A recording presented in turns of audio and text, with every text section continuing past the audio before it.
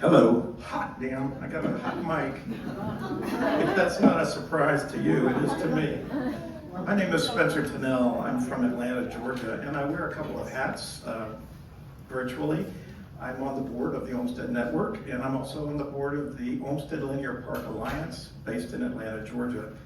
The Olmsted Network has been incredibly important to the rehabilitation of the Olmsted Park in the Druid Hills neighborhood of Atlanta.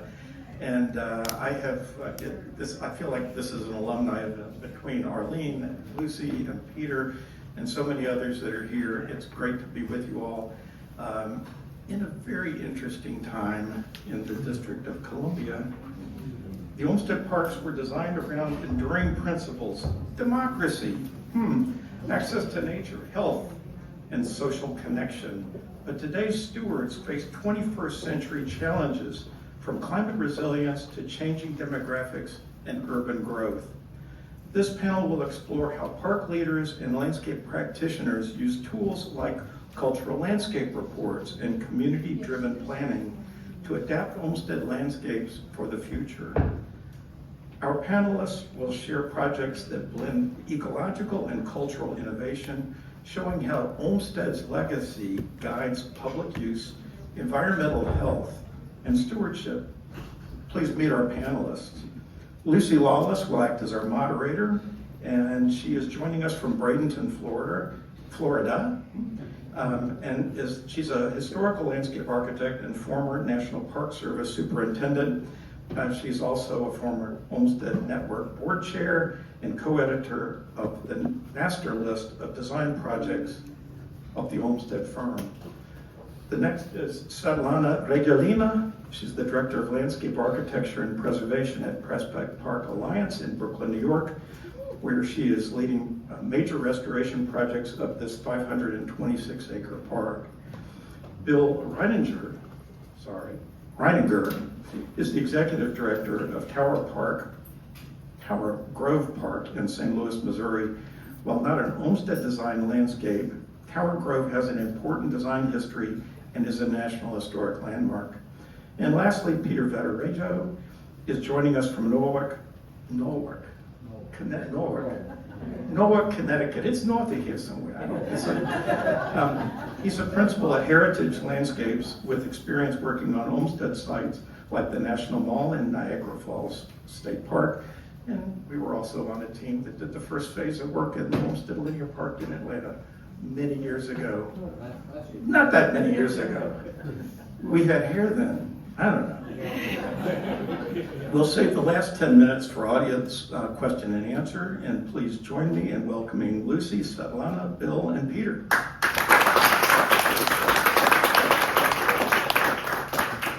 My mic's on, you can hear me? Okay, great.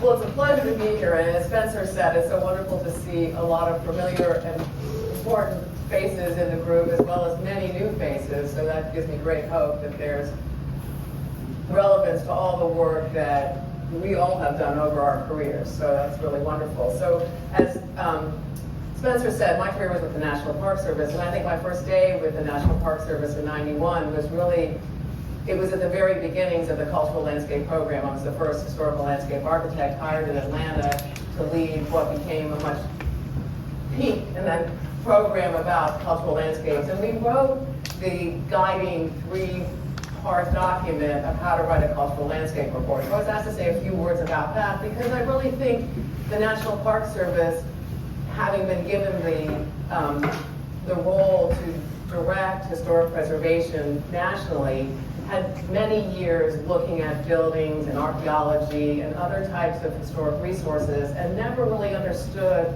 how landscapes contributed to the historical significance. There are many who did, but it was never made a program or really spelled out in a way that others could use that information and do something with their landscapes that they knew had layers of cultural significance.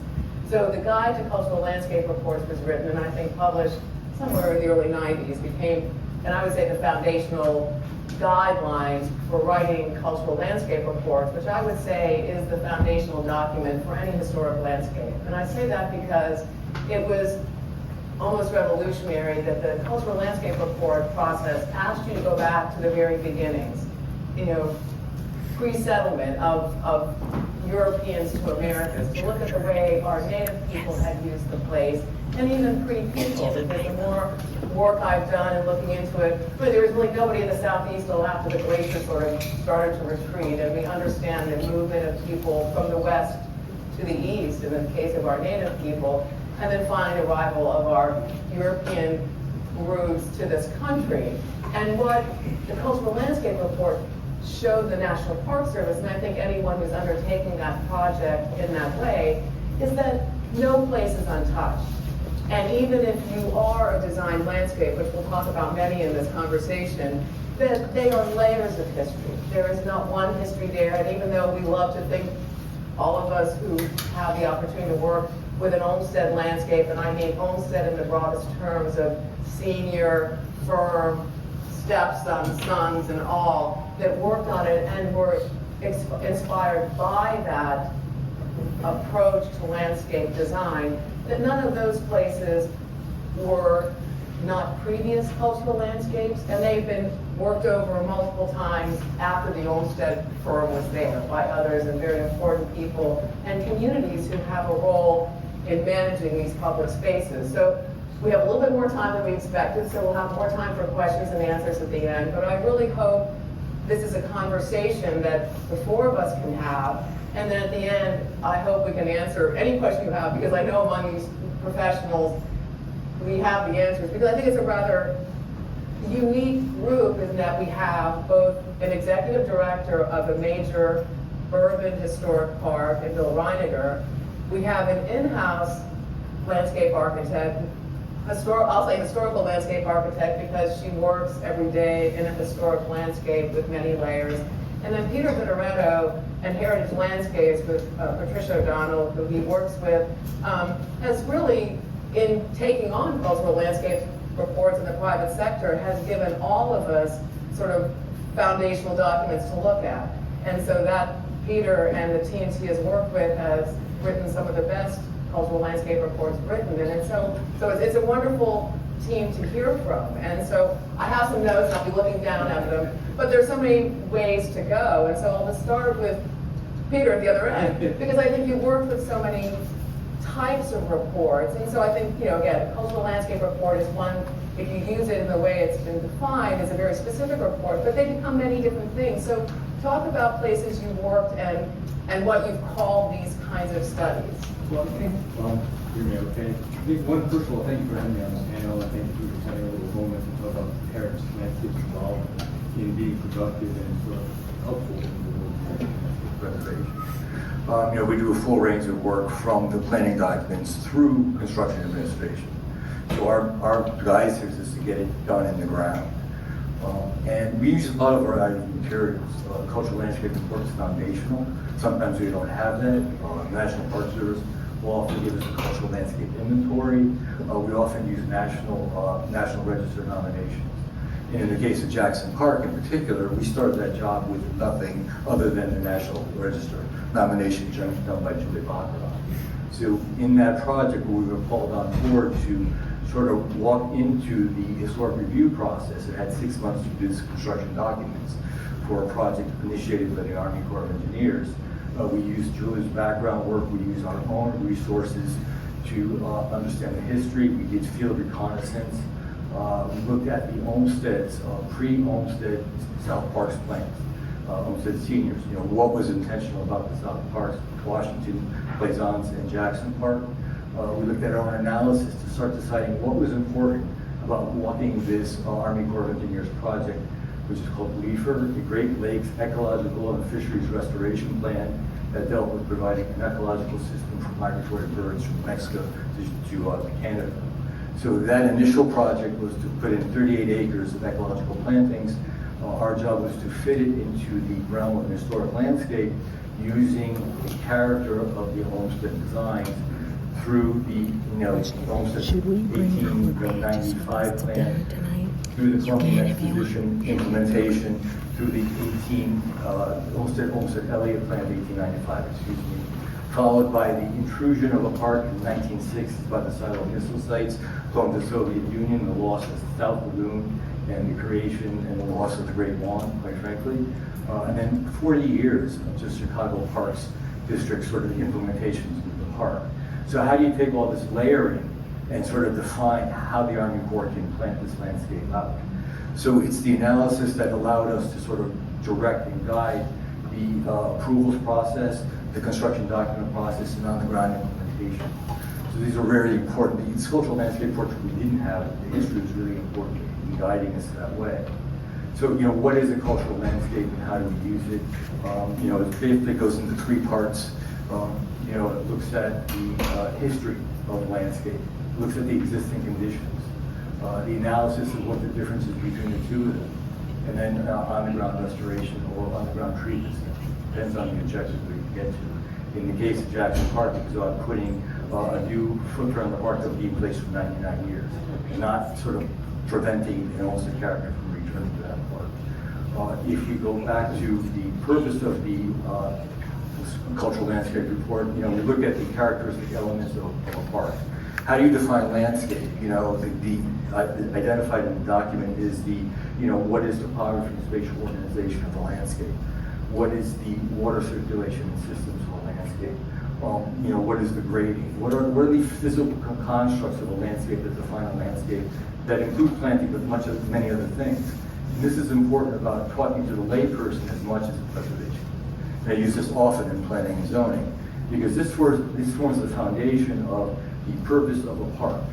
And the purpose of that landscape be generated by social means, by economic means. Why is the park put in place? Is it to be the foundational base of a community development? Is it about addressing the social needs of the communities around it? So there's a very economic part of the park system as well. What are the systems in the park? What are the hydration systems? What are the soil systems? So they are systems. Parks in general, and I'll use the definition that they're part of the infrastructure, the infrastructure of the city. So understanding that through the values of a cultural landscape report help you carry it through all the processes of planning, implementation, and on the ground. So just to sort of come to Bill, who's an executive director, and listening to sort of the consultant's role when they've been asked, at Tower Park, we just discussed that as a important historic park and what foundational documents you have or desire to have. Sure. Thank you. Being the outlier, not being an Olmsted Park, you guys have been very warm and welcoming, but thank you. We face a lot of the same challenges having a historic landscape and being an historic park. So we're able to look back. We're very fortunate that Henry Shaw kept a lot of documentation just like Olmsted did. So we know what the original design intent was a wooded, strolling Victorian garden-esque landscape. So we know that as the foundation for us. We're very fortunate that there's a McAdams report that was done in 1883, which really details out how the park was formed, talks about all the groundbreaking ceremonies and unveilings, includes the original planting list of the trees. So we have a lot of founding documentation, which we're very lucky for. And we've been able to use that as we move forward. We did a community-based master planning process back in 2017.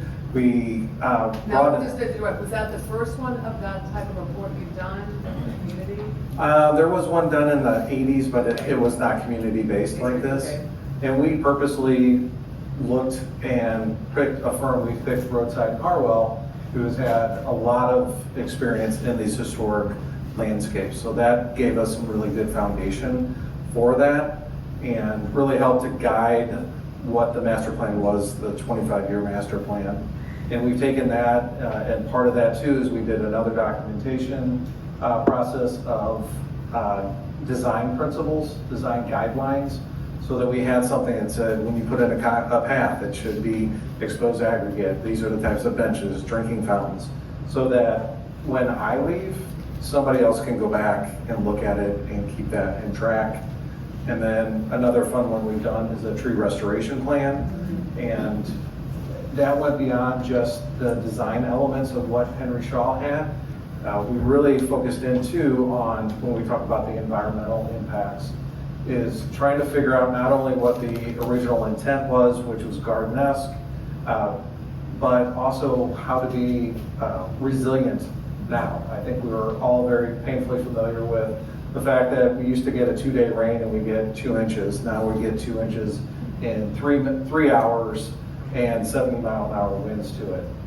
So we really were careful on and gave ourselves flexibility on the tree species that we could use, looking at those types of events and avoiding weaker wooded trees, because I think not only is it heat that we seem to be getting, as we're still experiencing today, at the end of October, it's still in a drought, but also those storm events, those wind events, and trying to give ourselves flexibility for the next disease or pest that comes through. Because, currently Emerald Ash Borer, we had, something's coming next. So we'll see whatever it is and giving ourselves flexibility. Yeah, and just thinking too, as we move to Svetlana, who works in, I think, is it Olmsted's favorite park? Olmsted Senior's favorite park, maybe. That park in Brooklyn, for anyone who hasn't visited, that's a must-see. But to be a professional in a park and to be part of both the planning and implementation from an inside perspective, I think that's such an interesting place to be versus the consultant. So maybe, kind of taking off what Bill says, who's executive director, how do you work in that particular role of being a professional in the park and carrying out both the plans and, the work that's done? Right, definitely boots on the ground, as they say. We don't have a cultural landscape report, but we in our office spend a lot of time looking at archival documents and photographs with the help of our wonderful archivist historian, Amy Peck, is also here. I'd love to talk about our Lakeshore project, which actually is dealing with a lot of current issues of climate change and these major cloudburst events.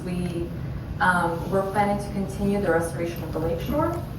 In Prospect Park, we have a really large 60-acre lake, and the first phase of that shoreline's restoration was completed about 10 years ago. So just stopping, because I think it was interesting, and we can get back to these kinds of things, but because of Prospect Park being such a very important Olmsted senior, Olmsted and Box park, how do you see the lake as being a feature or a system of significance to that design? Is it original? And do you have so I think that's really important, because all of us, as we work in these landscapes, they're so complex, and often they're features that become significant to the community, but are they part of the original plan? So as you talk about the lake, talk about its place in the design history of the park. Sure, yeah. Prospect Park has 3 kind of overarching systems, I would say. There's the woodland, which is a major central spine and core. There's the Long Meadow, very similar to Central Park. It's kind of the open valley in the middle, and then there's the water course in the lake. 3 large subdividing aspects of the park. And the lake is large, it's 60 acres, it's man-made, and it's original to the park. It's man-made, which means that it needs to be fed by city water, regulated by DEC, which is a state body because it's a freshwater body lake. And it's used by multiple neighboring communities. Mm-hmm. So when we started doing community outreach to plan for the remaining restoration of that lake, we were asking the public about if they wanted to see what kind of improvements they would want to see around the lake. Did they feel safe? Were there issues of accessibility? What were their thoughts about the current ecology and ecological status of the lake? And what was interesting is that, we had always wanted to, we had envisioned this project as a restoration, as a historic restoration of the Lakeshore,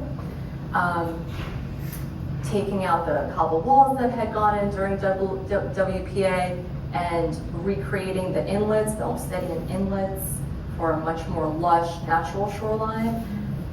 Right as we were getting ready to do community engagement, there was a major cloudburst event that happened, and our, large amount of water came down in the park, and the lake toppled its banks, and rivers of this water, exited the park and flooded the neighboring communities. Not only that, so the drainage system in Prospect Park is such that all underground storm lines empty out into the lake too, and they help to feed it. So it's not just DEP fed, city water, it's also all the drain lines coming.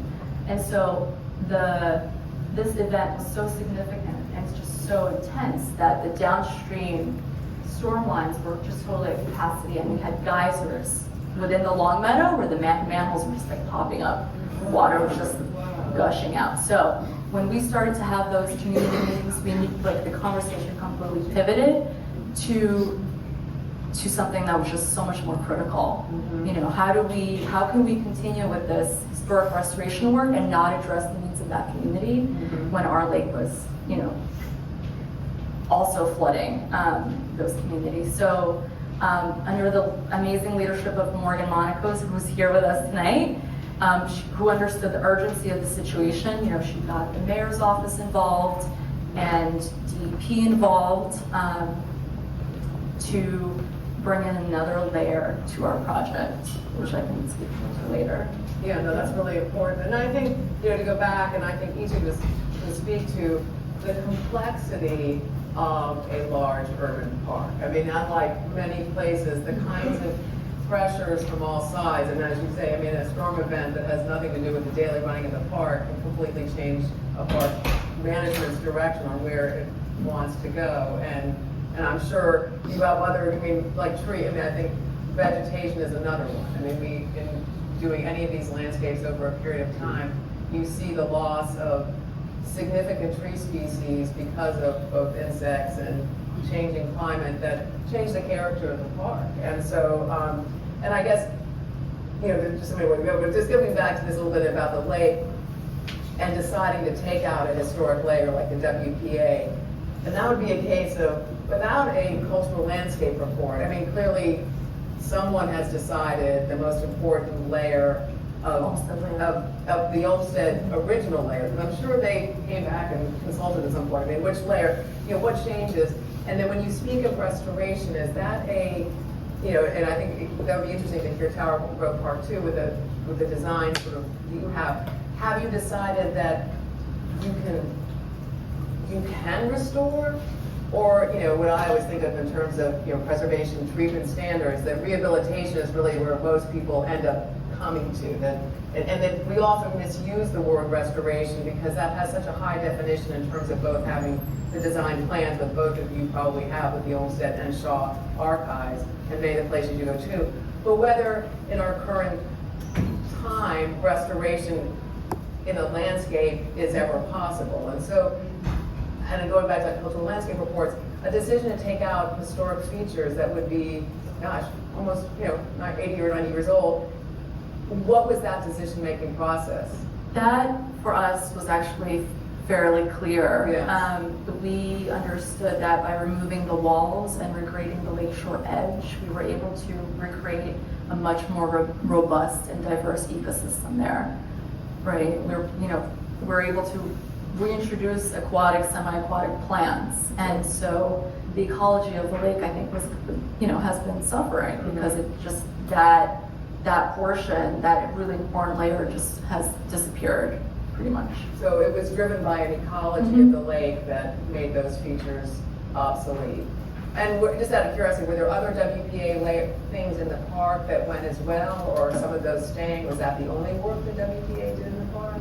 There's multiple areas. There's another embankment in the Vale of Kashmir, which is in the northeast corner of the park, in the pond, that has also had like 2-foot tall cobble wall that's being removed for the same exact reason. You know, we're trying to recreate mud flats in order to promote dragonfly habitat.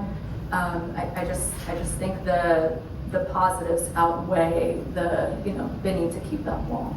Yeah, that's interesting. Yeah, I see you shake your head. Do you have examples from other places Saying before? in these events where you have this sort of waterfall that you have to deal with, you look at the cultural landscape report and say, which direction can I take this project if the project is a positive? What are the opportunities given that I understand the complexities and the character of the park, that I can utilize the funding source and the rationale for fixing it more to the character it wants to be. And often using your historic documentation, we use as built information. That's equally important because you almost have to produce a great deal of plans. Not all are actually implemented. So the sort of definition or the sort of resolution as to what needs to get done needs a little bit of analysis as to what actually happened and what the communities contributed to that happening over time. So it's not a static approach normally. Right. And I think that'd be good, kind of going back the other way, I mean, and you talk about community engagement. I mean, I think that is relatively recent to park work, that when you look at the beginnings of all these historic urban parks, there's generally a park, I think of the South Park Commission, there are commissions or individuals who have a vision for what the community needs.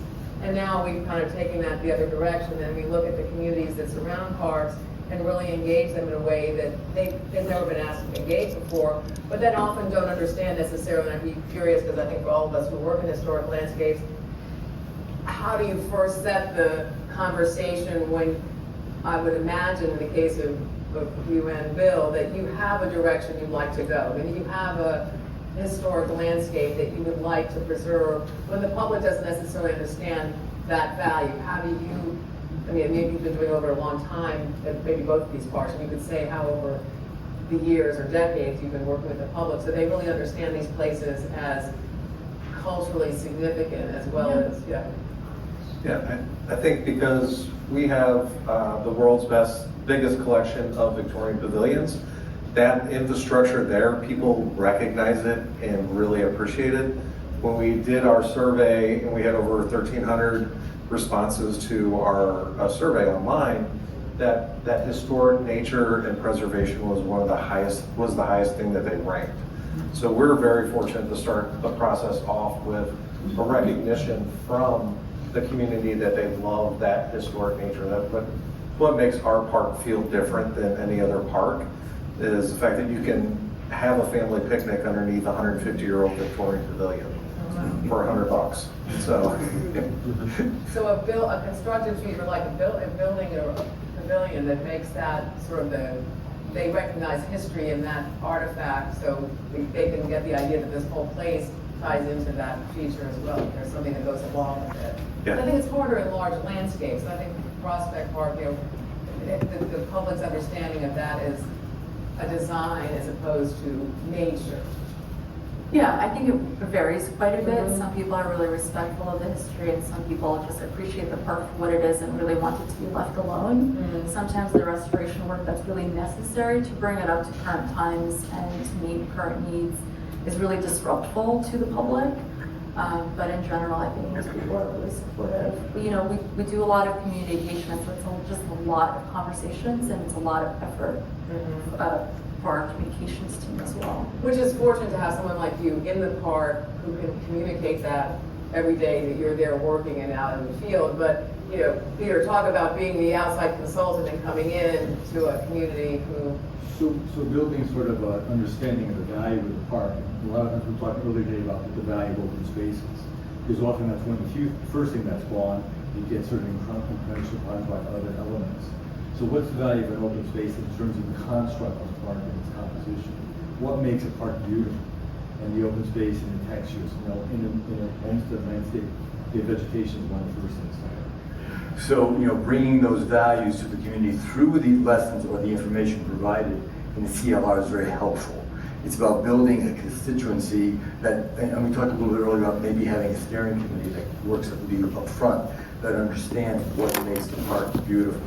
And then they take it back to the community. So it's building a hierarchy of understanding why this landscape is valuable in multiple levels, not just as a place to put things.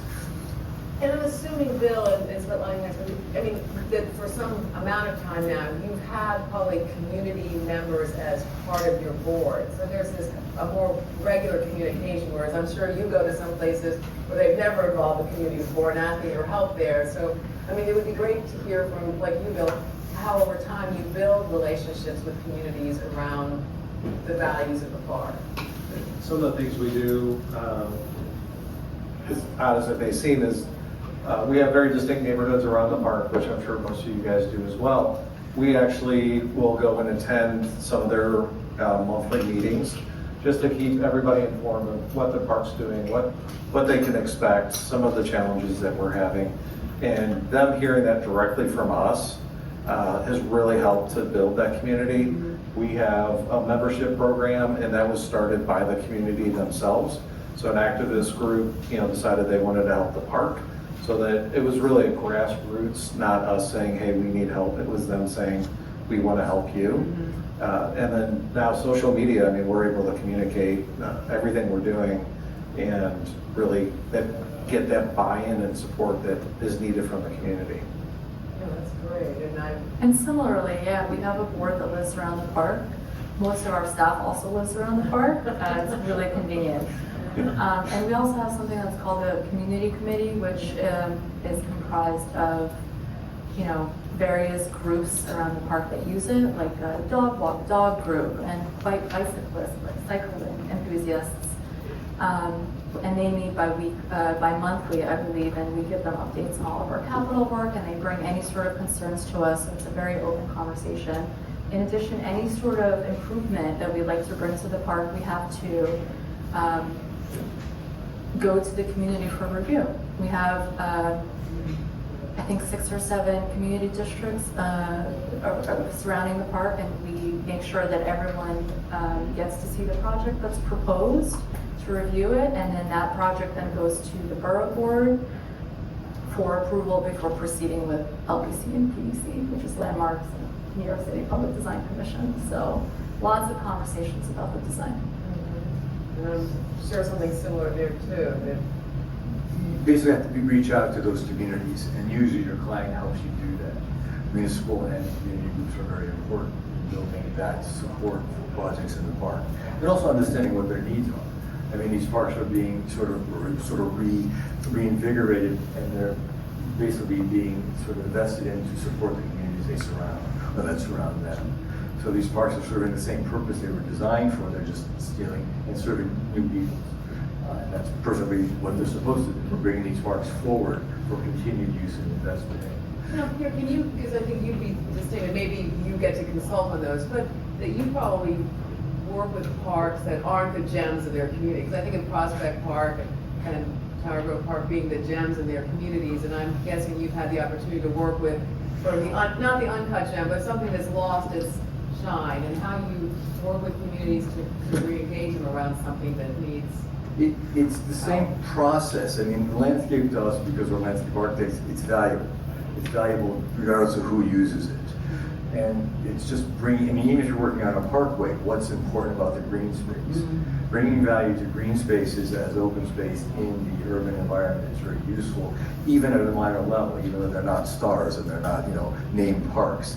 They're still exceedingly valuable. We work in the smaller parks in Baltimore, where Carroll Park may not be a shining park, but it's important to people around it. Crimean Park is sort of, tucked away, but it's still valuable to the community that uses these parks. So you don't necessarily give a hierarchy of value in the big park world. You understand it from the community it's in, the value it gives to open space, and the value of landscape architecture and parks in their communities. They serve the infrastructure that they are serving. And I guess in the reverse, are you asked, Bill and Svetlana, to consult with other parks in the community to give them ideas about how you do things, so you share the knowledge of being this sort of historic park, the centerpiece of St. Louis, And we're very fortunate in St. Louis because there's an abundance of collaboration that a lot of cities don't have. So we work very closely with Forest Park Forever, with City Park Arch Foundation, the GRG, which is a trail system in the St. Louis area. So we actually share quite a bit, and usually one donor who gives also gives to others. So we work quite a bit with each other. We actually have a quarterly lunch. We get together and talk about some of the challenges that we have, both on implementation, City of St. Louis government. The governments are challenging. But so we're very fortunate that we have a very open dialogue amongst other groups within St. Louis. Yeah, likewise. We reach out to Central Park Conservancy all the time for things that they've already installed, perhaps. And sometimes they do reach out to us as well. We have a pretty similar palette, I would say, of materials, and we're always looking to improve to become more sustainable. So whether that's, they've recently installed this really awesome bonded wood fiber material and around a lot of their trails and we're trying to install them in Prospect Park. So it's helpful that someone's already piloted that, and we understand how it's withstanding time. Now, how unusual are you in being a landscape architect working in a park in New York? Do they all have their own, or are you in Central Park distinct in having a staff sophisticated enough to have a landscape architect on staff? I think it's a matter of scale and size. Okay. I suppose we do work with New York City Parks, right? So we have a project manager with New York City Parks, and they offer a lot of support multiple times throughout the planning and the design process, review as well. So we're not just working in a silo all alone. So you work with other parks beyond Prospect Park? No, Or we work within Prospect Park, but I would say that our expertise is often supported by the New York City Parks system.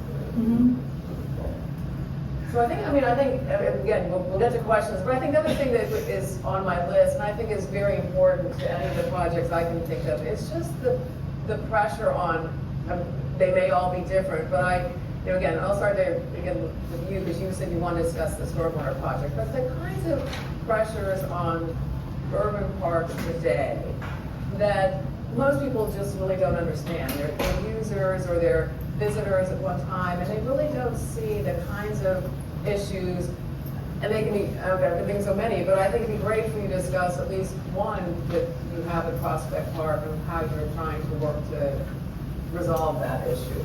We are definitely trying to resolve, we're trying to manage our stormwater a lot better.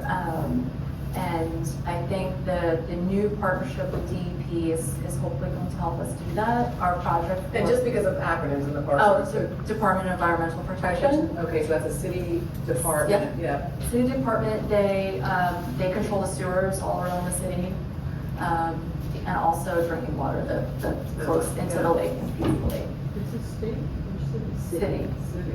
And then the lake is also controlled by DEC, which is state, because it's a freshwater body.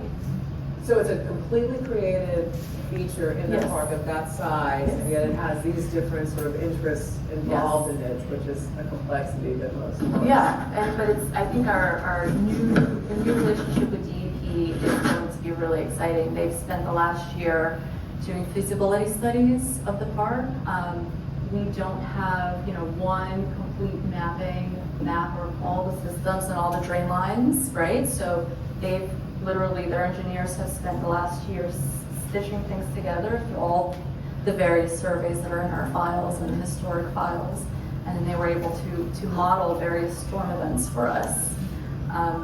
They came up with 3 possible interventions that might help the lake not flood and might reduce the amount of water that leaves the park as well. The first intervention affects the lake. The lake is also tied to a combined sewer system, right? So it's fed by city water, it's controlled by the state, and then it's tied through a really small drain line to the combined sewer system in the neighboring communities.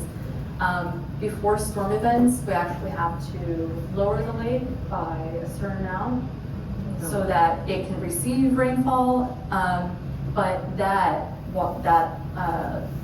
control is actually just not fast enough for these storm events. So one intervention is proposing to enlarge that outfall, which I think is really exciting. And where would that water go? Also into the combined sewer system, so all those lines will have to be upsized. Wow. Yes, and the other intervention, which I think is really exciting, is I don't think I mentioned that there's a zoo in Prospect Park, it's the Prospect Park Zoo, and then also really flooded and had a lot of mechanical damage. Now, is that an original feature? No. No. 1930s. Was it in the 30s? That's right. So the WPA era. Yeah. Again, a historic area of the park with many features associated with it, but that's something that's staying in part of the. Well, it's not really considered part of, it's a privately run institution. On land that was originally part of Prospect Park. Yeah, that's right. So another intervention, which I think is really exciting, is recreating this pond that was just north of the zoo. And we think that this was flooded because the water that flew, that came down from the adjacent roadway had nowhere really to go, because that pond was filled in when the zoo was created. Right, so it went into the zoo and caused a lot of damage. So another DEP proposal is to reconstruct that pond and really filter the water that's coming in from the adjacent roadways and really bring back the history of that site, but also make it, robust and functional. Yeah. Which is so exciting. Wow. Great. Now, what's the time frame for a project that complex? It's still being worked out, but so we still have the lakeshore restoration work of just the edges and reconstructing those pathways and waterfronts. And we're about 1 year out from completing our construction documents. And I think DEP is probably going to have a slightly larger timeline for their work, probably 3 years maybe, 2 maybe. Just looking at Morgan, our president, probably wants it done yesterday. But now, with those involvements of the different departments in New York, does that bring money to the park that you wouldn't otherwise have, or no? Is that something you have to find within your own budget? It does, yeah. DEP is actually going to be paying for all of these interventions, and they're also promising to maintain them, which this is a promise. Is it in writing? And then what damage for the new mayor? So, Bill, what would be the pressing urgency in Tower Grove Park? So I think a good example is a project that we completed a couple of years ago. There was a stream that went through the park that was put underground, we think because of stormwater issues before the sewer system came into the park. And that was daylighted. But we added Now, 5 so regular. daylighted when, just to get a sense of that? We daylighted it during 2021. Oh, okay, that was. Yeah, very recently. And we added 5 rain gardens to it, but rain gardens are not really compatible with the garden-esque landscape design. So we actually worked with NPS and we came up with a nice way to walk the Great Line, is that all of those natural areas were bordered with native plants, but a 4-foot border. So when you look at the landscape, you can see that there's intentionality and there's formality, although right behind it is this nice fuzzy landscape. And we did all these rain gardens because the area is impacted by the stormwater. So we're actually able to mitigate and capture 3.8 million gallons of stormwater every year because of that project. And long history, but we had conversations with the Osage Nation as we were doing that. So we were able to bring them in and work with their ethnobotanists and others, and able to put all kinds of really unique features within that landscape that were significant to the Osage, where it actually talks about their history, their origin story. We have a scaled version, it's flat rocks, but it's a version, kind of a model of a Osage Nation. It's the only one in the world. They don't even have one on the reservation. And they will be using it for education purposes as well. So it was a really unique opportunity to not only do stormwater mitigation, add these native plants to the park, but also to work with the Osage Nation and be able to tell their story within the landscape. So it was an interesting challenge to try to do all that within a very formal garden-esque Victorian landscape. Now, did bringing in a feature like that require you to add certain sort of expertise to the park in terms of professionals appearing for that sort of native landscape as opposed to the garden-esque landscape? Or? We had some other streams in the park as well that we put a bunch of natives into, which as I grow as a professional and learn more about the history, those were put in without the formal borders. So we're going to be retrospect, go back in and add some of those borders. So luckily we were able to add some staff, and something, and you probably will never hear this from another speaker again, we made money off the project. Yeah, it was a $2.7 million project. The Crawford Taylor family, who owns and runs Enterprise Rent-A-Car, gave us $2 million in construction, but our version of your DEP, which is MSD, Metropolitan Sewer District, gave us $1.4 million because of the amount of stormwater that we're capturing. Wow. So we actually raised $3.4 million for the project. And believe it or not, we also got $2 million from Crawford Taylor family in endowment. So we spin off over $100,000 on an annual basis to take care of it. Wow.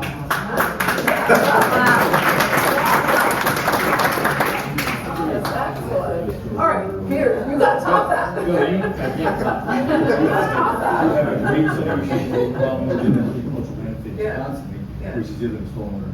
Yeah. You know, rain gardens are not typically architectures, they're not easily tucked into the cultural landscape. We were fortunate when we did the Niagara Scenic Riverway, we were able to take up rainwater from the riverway and put it into a reconstructed Olmsted Park, this little lake that he had alongside the Niagara River. So that was a very effective project for us. But typically, you know, it's usually a conflict. And I'll actually back up the conversation to this natural resource, cultural resource conflict we're often dealing with in historic landscapes. I was down here earlier this week with my colleague reviewing the George Washington Parkway, where the process is to open this system, Potomac River and the Washington Core. And this has been arrested by the desire to not cut trees. So the process over the 3 years that the project has been moving has been arrested and sort of stopped opening the vistas. The staffing has changed.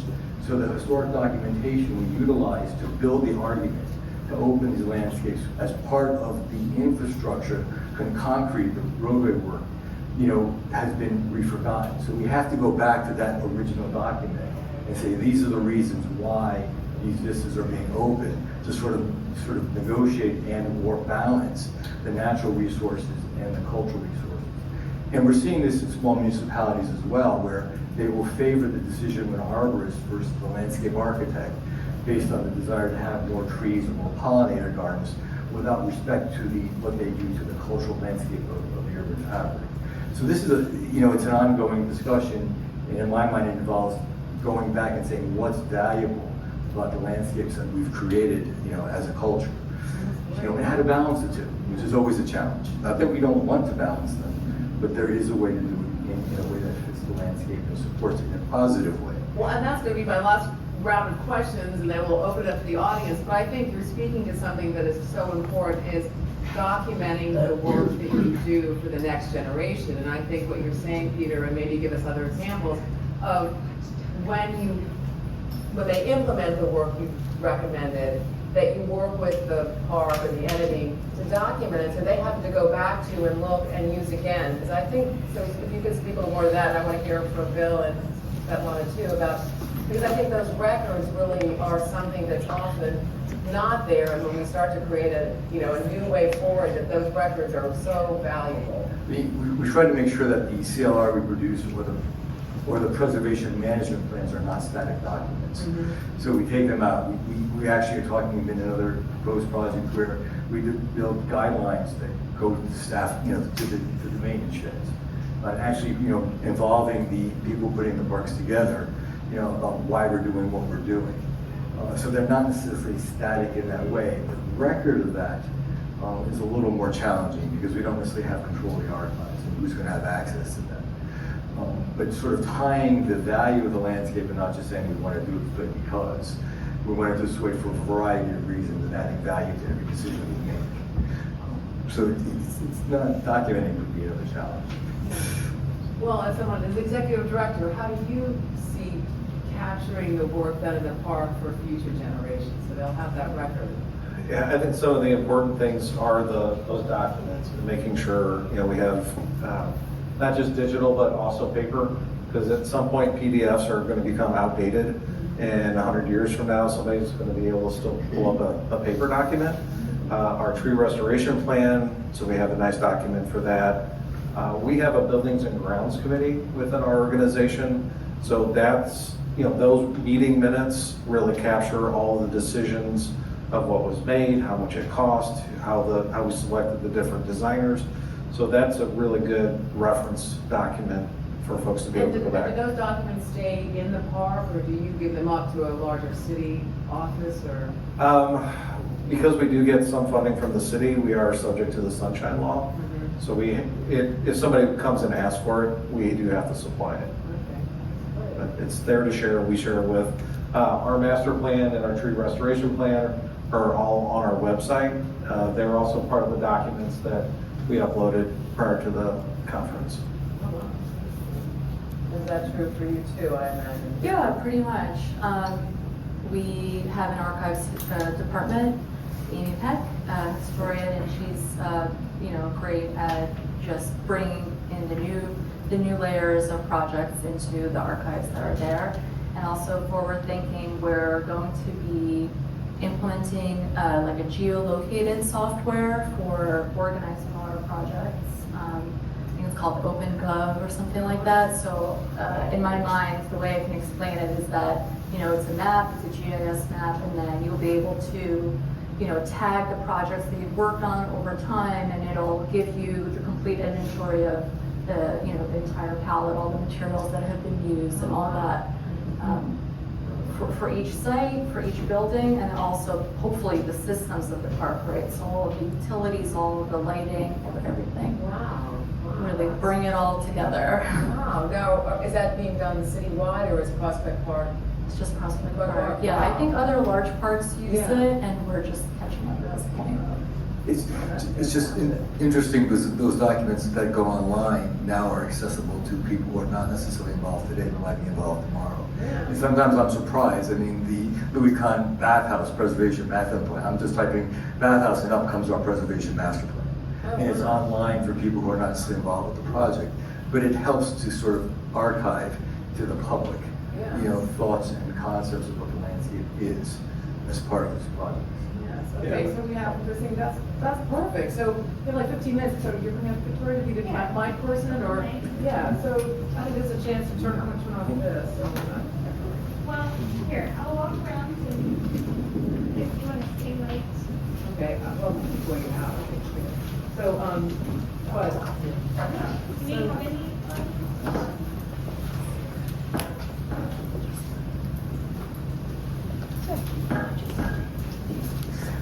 Hi, my name is Tia. I'm currently a student at Trinity College, but during the past summer, I'm working with the Kinney Park Sustainability Office in Hartford, Connecticut. So my question is, I want to follow up with the previous discussion around how the public understand and value the historical value of the park. And as one of the panelists discussed before, in the survey that they did, like the majority of people did understand and think highly of the value of the park. However, this is quite contradict with what I have experienced working with the people who live close to the Kinney Park before. Because like when I conduct like interviews with the people who live there, I recognize that they really love and appreciate like Kinney Park, but the historical value of Kinney Park is not what they value, and they didn't even know who is Olmsted, even though Kinney Park is like Olmsted, like Giantwood Park, and what they value is instead the history of that person and their family, which is attached to the park. So what I concern the most is that what makes people feel happy the most would tended to become their memories and what they remember about the park and what they could value the most. So if you ask a normal person, like if you could prefer spending time in the park, watching a football or like basketball game, or just sitting in the park alone, enjoying nature, most of people would say that they would like to have like active recreational activities compared to like more just sitting alone in the park and enjoying the nature. So this will lead to the probability that in the future, when a developer asks the community, like, would you like to have more basketball field or football field in the park, they would more likely to advocate for that. and it will threaten the natural space in the park. So I'm wondering, how do you think about it? Like the history of the park that we're talking about, is it the real history of the park or just the history of the people who spend time in the park? That's it. Can I just add that there's a crime element to it from Hartford, right? So people in the neighborhood won't even let their kids walk across the corner of the park due to safety issues, right? So some of the reasons why like these like league sports things is that it's like a safety issue too. Yeah, the interesting about safety is at least what we've found in several of the parks in St. Louis is the more active you make it, the lower the crime. There's more people there, there's more eyes on the stuff, so when you are able to do that, Tower Grove Park was the same way in the 1980s. Nobody, you didn't go in the park, you didn't go in the restrooms, and now there's moms and strollers all over the place, and it's just because, it's you just kind of build on itself. You make it to where people want to be there. The more people that are there, they feel more safe. There's more witnesses. I don't know. It slows down the crime if they know there's a bunch of people there. I think, just to add to that, I think one of our, the Alliance founders, Deborah Thomas, one of the reasons she introduced off-leash hours early in the morning between, I don't know, was it 6:30, 7 a.m. and 9 a.m. and then again in the evening at dusk, is to bring people into the park, right? To always have eyes in the park. Off-leash dog hours. Oh. There's also circulation patterns in the park that are important, because if you can't walk through the park and you end up dead ending, you're not necessarily being present in the park. And that's one of the problems we had in Jackson Park. There was no internal circulation that had been eradicated by the implementation in part of recreational facilities in single designated use areas. So making sure you don't designate parks to single uses is important as well, so you get a mix and a very democratic blending of people in the park from different user groups. As one of the white hairs in the room, who's been around here since the beginning of time, and when Noah was dealing with the flood, when we started NEOP, which was the precursor to Olmsted Network, we started because of all the issues, schools being plunked in parks, but also unsafe parks, degraded parks, terrible parks. And there's a movie from that era of early 1980, which is funny, and it has George Segal running across the park. I forget what it is. Where's Papa? Or something with Maud. But he's running across the top of Central Park, and he starts on one side, and by the time he gets to the other side, he has no clothes on. Because he's been robbed at various points. But we started because of the crime issue and the need for safety and the need to bring people into the park and the need to bring these parks back to the vibrancy that they deserve in order to be part of functioning and responsive cities. And here we are. 45 years later, and look, we're all talking about some of the same things, but at a different value point. So, and that might be an important thing for Bill, you can speak to it uniquely up here in the panel, is because I think it's more than just an executive director of the park. I'm hearing you have support above you. And in an urban park, it really starts at a city level. I mean, it just, it's at a constituency level, which I hear sort of the question being asked. That's when things have really fallen apart. If you don't have those tiers of support and governance, we'll say, and having been to Keeney Park and surveyed, you see Hartford as a challenged city, and you see it throughout their park system, is that there isn't the same levels of support that I'm guessing now exists in New York City because of Central Parks and Prospect Parks and Riverside Parks, and there's been a renaissance in some places, and I think St. Louis to some degree reflects that too. It's one of those cities who's gone through that downtime, which Hartford is a bit there, to a new place now. And we benefit from the work that Central Park Conservancy did by doing that, Prospect Park, then Forest Park Forever started, And then by time Tower Grove Park started to really get into that, looking for more public or private funds, that was already established. And people understood that cities can't do it on their own. And if people want their parks, they want them safe, they want a good place to be, they have to be part of the solution. Right. And we're very fortunate with that we've been able to stand on the shoulders of organizations who led the charge, and making sure that we're sharing with the community the impact that they're having. But you also have to remember that these communities, and Peter, you sort of talked to this, these communities are dynamic. They're changing around the parks, different ethnicity concentrations, different needs, different whatever. And so the critical need in all of this, as a park big mouth, loud mouth for 40 odd years, is dialogue, is getting people together. And I will tell you that Tupper Thomas was the master of it. Tupper Thomas could take us on a freezing cold Sunday in January to a picnic house that was still unheated and live wires running across, and squirrels running across the wires, and having Henry Stern, the park commissioner at the time, arrive late, so we were all really shivering by that time. And Henry arrives in and says in his typical way, stage whisper, and here's the squirrel, "Are all the park nuts here?" And so Tupper, master of it all, managed to deal with Henry, which was amazing.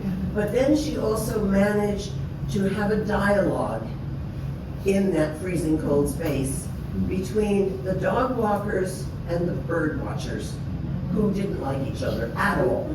And somehow they left feeling really good about each other. So that dialogue and that sense of respect and engagement is really critical. There may also be just a small tangential point where when we deal with parks, you'd ask the question about small parks, not so famous parks, not really, not Prospect Park. And the discussion came up at the ASLA meetings last week that all parks deserve beauty. And so when we design the parks, we improve them so they're beautiful for all people. We make them not, the parks like McKinney Park that doesn't have large visitation, we don't treat that any differently than when I treat it more dense urban park, other than just materials bring more compaction. But we treat the materials and the values of design work in these parks equally. So people are encouraged to come in their beautiful spaces. Unless there's somebody else, actually, there's two.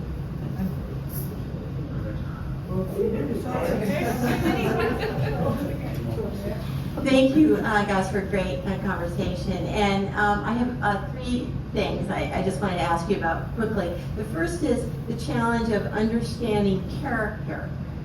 And, we sometimes talk about historic character, but I like to think a little just about character of the landscapes we're trying to sustain. And I think you guys have really addressed that as a way of thinking about how to handle these new issues that are coming to pass, particularly related to climate change. So thank you for that. The second question I have that I'm personally struggling with in my own community is that we're trying to recognize what we call untold stories. And that is the stories of marginalized communities, voices that were really important but really haven't been documented and don't have the benefit of these vast archives. I mean, I love vast archives, as you know, but these voices don't have vast archives. And how do we bring those stories in, understand what resources were important, what changes they made, and incorporate those ideas into our planning for cultural landscapes?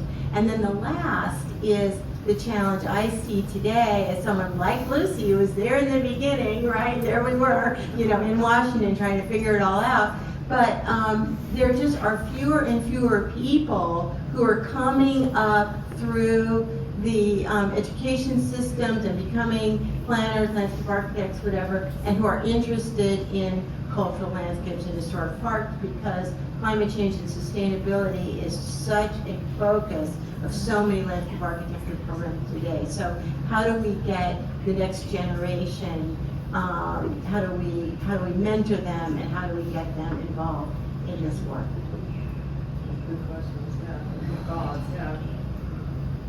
No, it is a challenge, and I think, Peter mentioned it, this tension between nature and culture. And it became very clear to me in the Park Service that I could understand why everyone could get behind trees, because it had no baggage associated. We could all understand the beauty of nature. But when you start to talk about it in terms of design and whose design and who the design was meant to serve and who participated or didn't get to participate in that place and design, then it becomes a different kind of conversation. Everyone can join around a beautiful place or trees if there's no history. And I think that's been a challenge in our country. And all I would say is, in these challenging times and having had an absolutely fabulous career at the National Park Service, we have one of the most incredible histories in the world. This place that we call the United States of America includes such an incredible history of people. Again, from the prehistoric to the present, and that we tell all those stories, and thank you, Lauren, that we don't miss any of them. And then again, going back to the Cultural Landscape Report, I think one of its biggest values is that the historians that were involved from the beginning, and I look at Lauren and people, and Arlene, these really intelligent people who said, it doesn't start with Frederick Olmsted and the firm coming into this place.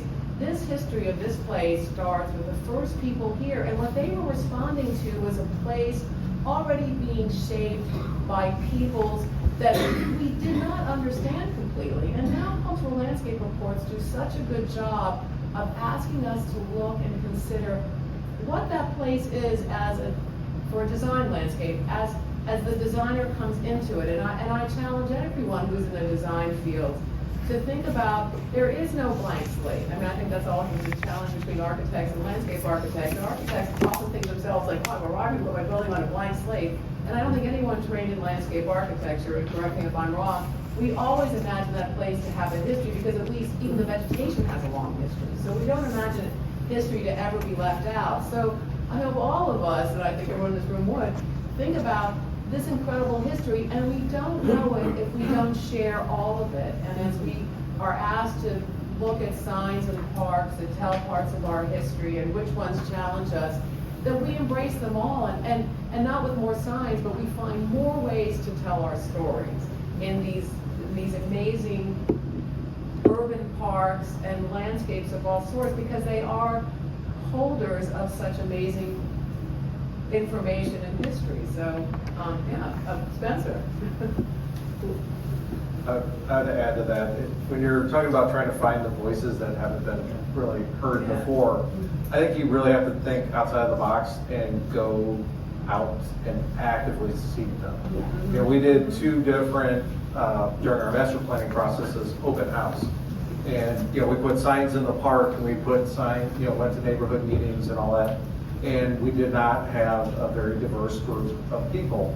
And, a lot of the folks who were in the neighborhood were renters, so they weren't going to the neighborhood meetings. So we really reached out to a lot of the churches in the area, specifically the black churches, and talked to them, and they would announce it, they would put it up. And that really helped to drive up getting some folks who had not attended the first one to try to solicit that input, because you want the input, but they may not always go through the normal channels or feel comfortable.